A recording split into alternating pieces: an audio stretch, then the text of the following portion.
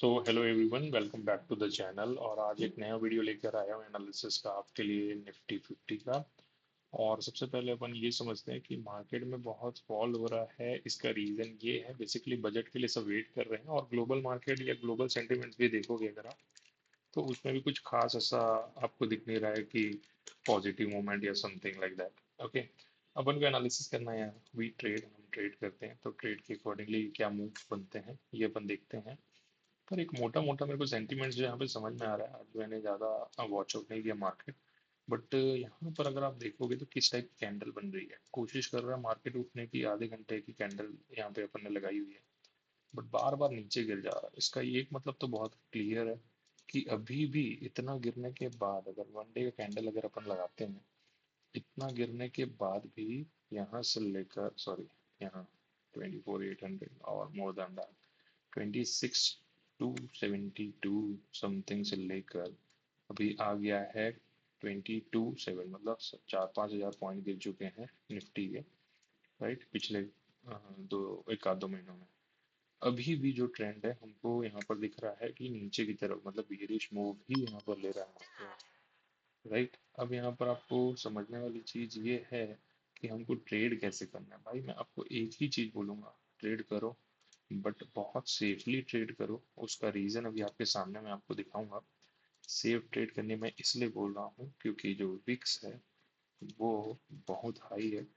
8% का जिसने लिया है वो, मतलब वोलेटिलिटी इंडेक्स जो है आपका बहुत ज़्यादा हाई हो गया है। वोलेटिलिटी इंडेक्स अगर हाई हुआ, इसका ये मतलब है कि प्रोबेबिलिटी ऑफ लूजिंग आपकी जो है बहुत क्विकली आप अचीव कर सकते हैं। अभी आपने कोई भी कॉल या पुट लिया 100 रुपए का, विद इन 5 मिनट्स आपको ये हो सकता है 60 रुपीज़ में मिल जाए, और विद इन नेक्स्ट 5 मिनट ये आपको 30 रुपीज़ में भी मिल सकता है।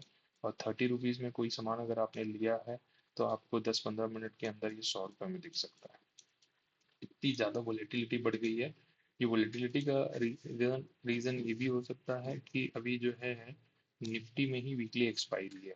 बाकी जो वीकली एक्सपायरी है सेंसेक्स में है, और बाकी सब जो पुराने था मिड कैप और फिर निफ्टी, वो सारी चीज़ों के एक्सपायरी अब हटा दी गई है। तो वो भी एक रीज़न हो सकता है मेरे अकॉर्डिंगली। बट विक्स जब कभी भी ज़्यादा रहता है, मार्केट जो है नीचे की तरफ ही मूव करता है। इन्वेस्टर बहुत कम इंटरेस्टेड रहते हैं विक्स हाई में। राइट, ठीक है, ये पॉइंट समझ में आ गया। आगे बढ़ते हैं अपन, थोड़ा स्टडी करते हैं। मैं आपको दो स्टॉक जो है स्टडी करने बोलता हूँ कभी भी। उनमें से पहला जो स्टॉक दिख रहा है आपको, that is H D F C bank. So H D F C bank में 30 मिनट्स के चार्ट में अगर आप देखोगे, कंटिन्यूसली यहाँ पर दिख रहा होगा फॉल आपको। कंटिन्यूसली फॉल हुआ है, राइट, यहाँ पर दिख रहा है। उसके बाद कंसोलिडेशन मिल रहा है। अगर वन डे का कैंडल अगर अपन लगाते हैं, तो वन डे के कैंडल में भाई जबरदस्त सेलिंग आपको दिख रही है लास्ट 3 डेज से। ये 3 डेज। और अब यहाँ पर एक ऑब्जर्वेंस आपको यहाँ पर ये लेना है कि ये अपने सपोर्ट के पास पहुंच चुका है। यहाँ पर आपको दिख रहा होगा, अगर ये सपोर्ट को ब्रेक करता है H D F C bank, तो यहाँ पर आपको शॉर्ट पोजीशन बनानी है। राइट, शॉर्ट बोले तो पी की पोजीशन बनानी है, या फिर आप बोल सकते हो कि H D F C bank को सेल आउट करना है। क्योंकि ये जो सपोर्ट है भाई साहब, ये जो है सपोर्ट मुझे दिख रहा है बहुत लंबा सपोर्ट है, बहुत पुराने दिनों का सपोर्ट है। इसको अगर ब्रेक करता है तो एच डी एफ सी में बहुत अच्छा खासा फॉल देखने हमको मिल सकता है। ठीक है, तो एच डी एफ सी में हम यही बोलेंगे कि अभी थोड़ा सा बियरिश मूव या कंसोलिडेशन आप बोल सकते हो। क्योंकि ये सपोर्ट के आसपास अगर घूम के वापस से पुल बैक ले लिया तो भी अच्छी बात है, बट नीचे गिरने की प्रोबेबिलिटी ज़्यादा है यार 1 फरवरी तक। ये 1 फेब क्यों बोलता हूँ मैं, क्योंकि जब तक के बजट नहीं आ जाता तब तक आपको ये इशू फेस करना पड़ सकता है। ये थी H D F C bank की बात। अपन आते हैं रिलायंस में। रिलायंस में भी देखेंगे अगर आप, तो बहुत अच्छा वॉलेटाइल था मार्केट आज रिलायंस के लिए। शुरू में फॉल हुआ, शुरू के 1-2 घंटे रिकवरी लिया, फिर फॉल हुआ और फिर वहीं पे क्लोज हो गया। अगर मैं देखता हूँ यहाँ पर वनडे की कैंडल लगा के रिलायंस को, तो वनडे की कैंडल में नीचे से बाइंग आ रही है दोस्त। यहाँ पे सपोर्ट लेके आपको दिख रहा है, यहाँ तक गिरा था मार्केट बट पुल बैक कर गया। दिख रहा है आप सबको। सो जब यहाँ पुल बैक आ रहा है और ये भी अपने सपोर्ट के पास है, तो कंडीशन ऑफ पुल बैक भी है और कंडीशन ऑफ फॉल भी है। इस पे एक सपोर्ट मैं फाइंड करना चाहूंगा। ट्रेंड लाइन एक ड्रॉ करते हैं अपन। यहाँ पे मुझे कोई एक सॉर्ट ऑफ सपोर्ट दिख रहा है। यस, ये सपोर्ट को ब्रेक कर चुका है, ट्रेंडिंग सपोर्ट को। ट्रेंडिंग सपोर्ट को ब्रेक करने के बाद ये पॉसिबिलिटी है कि इसको एक बार रीटेस्ट करेगा और रीटेस्ट के बाद फिर फॉल दे सकता है, ऐसा मेरा एक अनुमान है। बट अभी जिस हिसाब की कैंडल बनी है, बोल नहीं सकते कि ये और नीचे गिरेगा कि नहीं।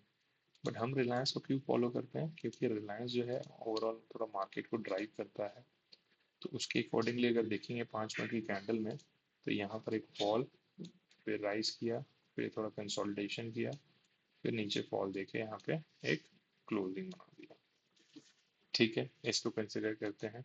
वॉल्यूम इसमें ओके ओके था, कुछ ऐसा आउटस्टैंडिंग वॉल्यूम इसमें नहीं देखा गया। हमको ट्रेड करना है निफ्टी में कल। तो निफ्टी में ट्रेड करने के लिए पहले उसको स्टडी करते हैं अपन 5 मिनट की कैंडल पे। 5 मिनट का कैंडल ये बोल रहा है कि भाई एक लेवल सपोर्ट लिया था उसने, उस सपोर्ट को तोड़ दिया, उसके आसपास ही, सपोर्ट के आसपास ही या सपोर्ट के नीचे ही उसने क्लोज किया है।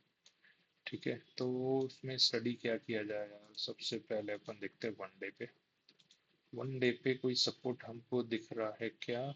यस, दिख रहा है, 650 पे है सपोर्ट। तो एक सपोर्ट हम ड्रॉ करते हैं सबसे पहले 650 पे। कहाँ से आया ये दिख रहा होगा आपको, सॉरी, यहाँ कहाँ, यस, ये 650 का सपोर्ट आपको यहाँ पे दिख रहा है, राइट। 650 के सपोर्ट मतलब 650 तक मार्केट हम लोग ब्रेक होने का सोच सकते हैं।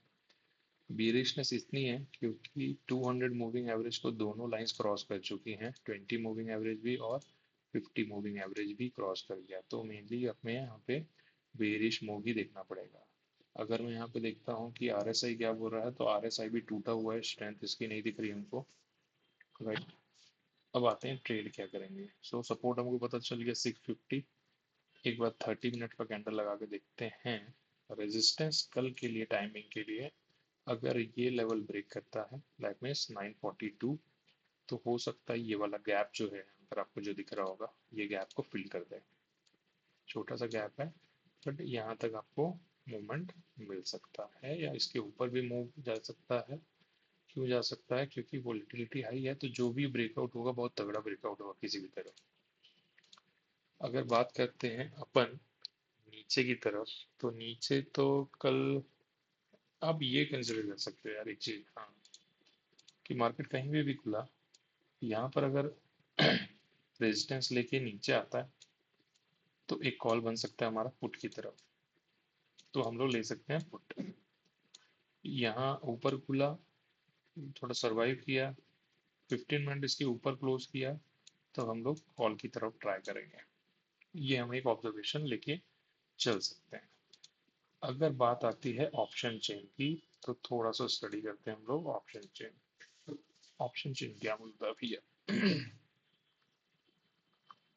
राइट।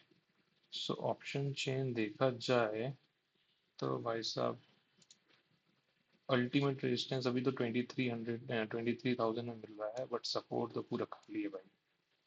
मतलब मार्केट जो है ना, 22,500 तक का फॉल भी आपको इजीली दे सकता है। यस, 22,500 में ही हमारे पास अभी सपोर्ट यहाँ पे दिख रहा है हमको।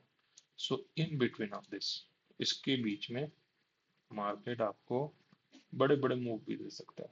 वोलेटिलिटी हाई है, 23,000 से लेकर